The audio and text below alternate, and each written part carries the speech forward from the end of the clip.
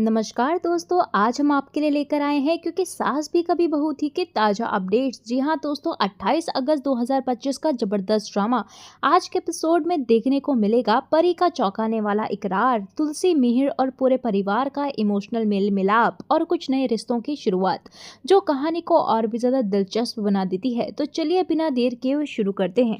तो दोस्तों, एपिसोड की शुरुआत होती है मुंबई की बारिश से। मुंबई में बहुत तेज बारिश हो रही होती है और तुलसी और मिहिर परी के ससुराल से वापस आ रहे होते हैं और तभी यहाँ पर दोनों के दोनों जो है वो एक दूसरे को देखते हैं और तभी यहाँ पर मिहिर जो है वो तुलसी से पूछते हुए नजर आता है कि तुम ये सब कैसे कर लेती हो। तो तभी वहाँ पर तुलसी कहते हुए नजर आती है कि क्या किया है मैंने। मिहिर कहता है कि तुम कैसे हैंडल कर लेती हो ये सब, और तभी वहाँ पर वो कहने लगता है कि अगर मैं होता तो पता नहीं क्या होता। तो तभी वहाँ पर हम देखते हैं कि मिहिर कहने लगता है कि तुमने देखा नहीं कि परी के साथ वो कैसा बर्ताव कर रहे थे।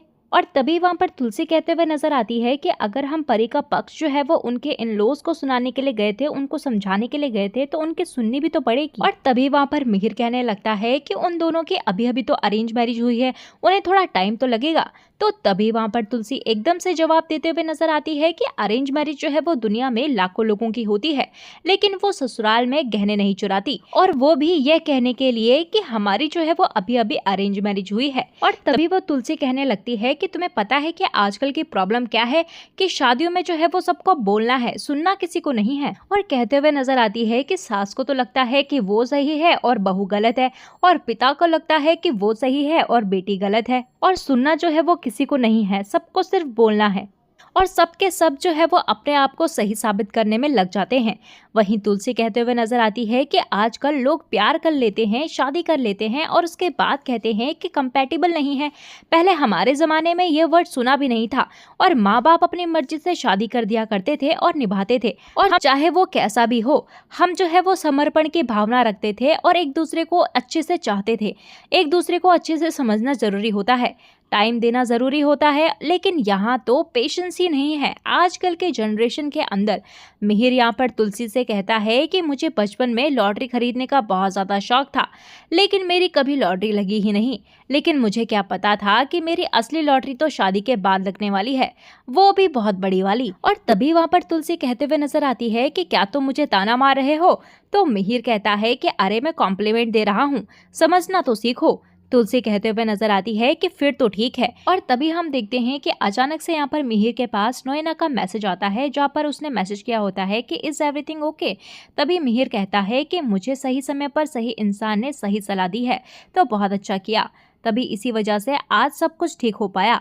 तभी तुलसी कहते हुए नजर आती है कि सही चीजें सही समय पर ही होती हैं, चाहे कितना भी उन्हें पहले ही करने की कोशिश कर लो। वहीं दूसरी तरफ नोएना अपनी बहन से बात कर रही होती है वीडियो कॉल पे। तभी उसके बहन बताती है कि दी, पहले जब तूने मुझे बोला था कि तू इंडिया शिफ्ट हो रही है तो मुझे लगा मजाक कर रही है, लेकिन अब तो तूने एक फ़ोन कॉल में अपना पूरा बिजनेस जो है वो इंडिया में सेट कर लिया है। तुझे हुआ क्या है, मुझे बता तो सही, तुझे प्रॉब्लम क्या है, तुझे कोई परेशानी है तो मुझे बता। कि तूने अपनी शादी को इतना ज़्यादा टिपिकल बना लिया था सिर्फ उस इंसान की वजह से जिससे तू कॉलेज में प्यार करती थी, वह पेंटिंग वाला। तो मोहिनी कहने लगती है कि ऐसा कुछ नहीं है। तभी उसकी बहन कहती है कि तू मान या ना मान, ऐसा ही है, तो अपनी पूरी जिंदगी उसके प्यार के सहारे काट सकती है।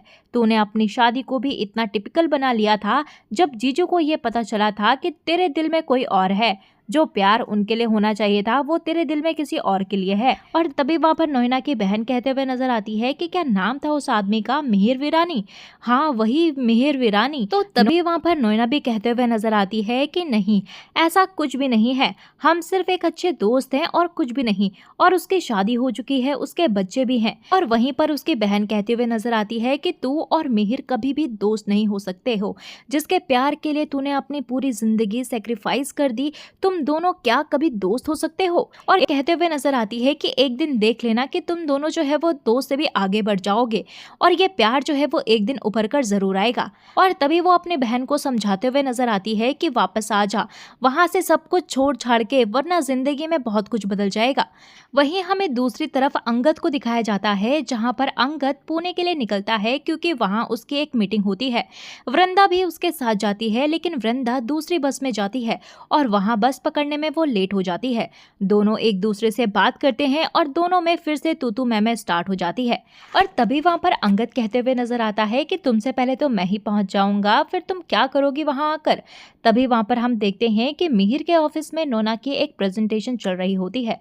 तभी वहां मिहिर लेट पहुंचता है और कहता है कि मुंबई की बारिश की वजह से सॉरी मैं लेट हो गया। तो तभी वहां पर नोना कहते हुए नजर आती है कि कोई बात नहीं, मैंने इस टाइम को यूटिलाइज कर लिया है और मैंने बाकी के प्रेजेंटेशन इनको दिखा दी है। और तभी हम देखते हैं कि जैसे ही यहाँ पर मिहिर जो है वो चेयर पर बैठता है और उसे एकदम से छींक आ जाती है, तो नोना कॉफी मंगाती है मिहिर के लिए और टेम्परेचर बढ़ाने के लिए बोलती है और वो अपने प्रेजेंटेशन स्टार्ट करती हुई नजर आती है। और सब लोग उसके प्रेजेंटेशन के बाद उसे क्लैपिंग करते हैं क्योंकि उसकी प्रेजेंटेशन जो है वो बहुत ही ज़्यादा अच्छी होती है।